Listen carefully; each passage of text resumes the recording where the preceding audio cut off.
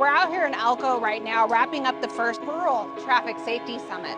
We had a number of sessions talking about everything from impaired driving to safe speeds to vulnerable road users. How do we deploy traffic safety interventions in our rural communities? This effort was led by the DOT, but it could not have been done without our partners at the Office of Traffic Safety, Public Health, law enforcement.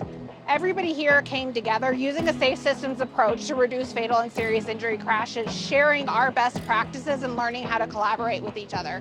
There's a lot less first responders in the rural areas, particularly in rural Nevada. If you look at a map, hundreds of road miles with very few towns or resources involved. The rural areas, we have limited access to a lot of opportunities like bigger cities do. So anytime we can get our hands on the equipment, make access to patients that are trapped and have some real life stress, so to speak, and get them the training that they need to get better at what they're doing. Today we're going to practice especially getting our crews on scene and then stabilizing vehicles, making sure that everybody's out from the vehicles, and then also triage, treatment, and transport.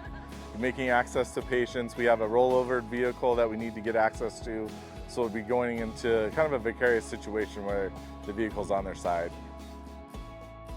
Only 6% of Nevada's populations live in rural areas. However, 28% of fatal and serious injury crashes happen in rural areas. That's alarming. So bringing this to hands-on to the people who are going to be responding and informing the roadway system is critical to reducing our fatal and serious injury problem.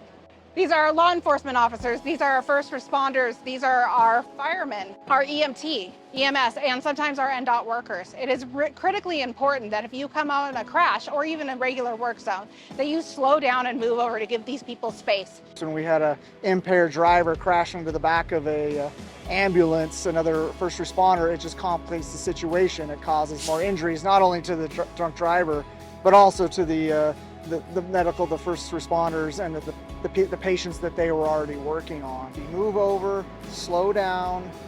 Traffic safety and reducing the fatal and serious injury crashes on Nevada's roadway network takes each and every one of us. It's common courtesy and common sense to slow down and move over when you see any sort of lights flashing, whether they be amber, red, or blue.